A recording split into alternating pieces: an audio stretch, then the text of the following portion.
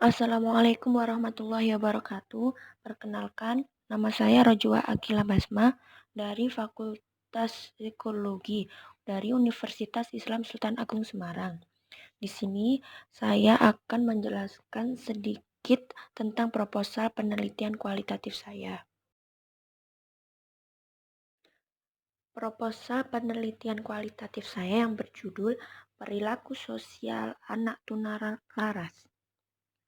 Keberadaan manusia sebagai makhluk individu dan sosial mengandung pengertian bahwa manusia merupakan makhluk yang unik dan merupakan perpaduan antara aspek individu sebagai perwujudan dirinya sendiri dan makhluk sosial sebagai anggota kelompok atau masyarakat. Manusia sebagai makhluk individu dan sosial akan menampilkan tingkah laku tertentu. Akan terjadi peristiwa terpengaruh dan mempengaruhi antara satu individu dengan individu lainnya. Anak tunalaras adalah anak yang mengalami hambatan emosi dan tingkah laku, sehingga kurang dapat atau mengalami kesulitan dalam menyesuaikan diri dengan baik terhadap lingkungannya. Hal ini akan mengganggu situasi belajarnya. Menurut Suciahati 2006 halaman 140. Pada umumnya, anak tunalaras dikenal sebagai anak yang tidak menurut, nakal, anak yang suka melanggar aturan, dan berlaku semaunya sendiri.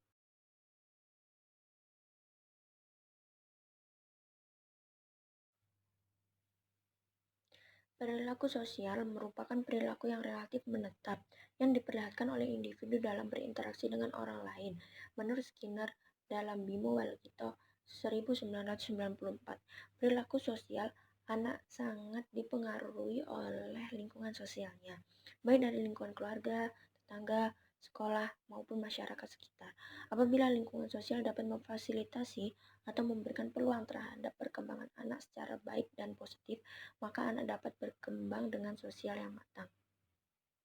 Dari penjelasan di atas, dapat diketahui bahwa anak tunalaras dengan keterbatasannya dalam mengontrol emosi dan melakukan semaunya sendiri pasti akan sulit untuk dapat bersosial dengan baik. Berinteraksi dengan orang lain bagi manusia sangatlah penting.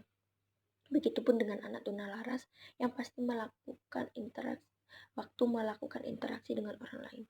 Patut untuk selalu menuntun keterbatasan mereka untuk berinteraksi dengan orang lain. Menurut Kretsch, Cartfield and Balestey 1982 dalam Rusli Ibrahim 2001, perilaku sosial seseorang itu akan tampak pada pola respon antar individu yang merupakan hubungan timbal balik antar individu. Perilaku sosial yaitu sifat yang relatif atau sebuah respon untuk menanggapi orang lain yang setiap individu mempunyai cara yang berbeda-beda. Perilaku individu akan dapat ditunjukkan sebagai perasaan yang dialami atau dihadapi, tindakan atau rasa hormat kepada orang lain. Jika perilaku sosial itu seperti ketika melakukan kerjasama, mendahulukan kepentingan bersama dibandingkan dengan kepentingan pribadi, tetapi juga ada yang bermalas-malasan, hanya mementingkan pribadinya tanpa menghiraukan kepentingan orang lain.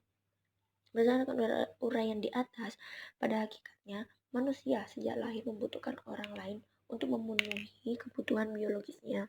Seiring pertumbuhan individu akan terjadi interaksi sosial antara individu yang akan menimbulkan respon berupa perilaku sosial. Pada waktu berinteraksi sosial dalam kehidupan sosial, setiap hari akan membentuk sifat-sifat perilaku sosial karena terjadi timbal balik antar individu yang akan membentuk sebagai perilaku sosial. Pembentukan perilaku sosial individu dapat dipengaruhi oleh berbagai macam faktor, baik bersifat eksternal maupun internal.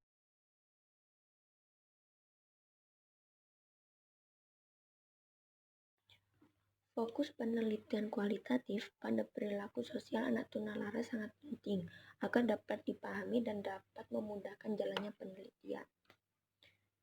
Metode pengumpulan data, di sini saya menggunakan yang pertama, metode observasi. Ini metode untuk mengumpulkan data-data secara langsung dan sistematis terhadap objek yang diteliti. Peneliti menggunakan metode observasi untuk memperoleh data yang akurat mengenai perilaku sosial anak tunalaras. Yang kedua, wawancara, yaitu proses tanya-jawab yang melibatkan dua orang atau lebih agar memperoleh informasi dengan data yang lebih lengkap. Yang ketiga, saya menggunakan dokumentasi, yaitu pengambilan data berupa dokumen. Peneliti sebagai sumber data yang bermanfaat untuk menambah rincian data agar lebih spesifik untuk mendukung sumber informasi lainnya. Alat pengambil data ini terdiri dari dokumen pribadi atau dokumen resmi.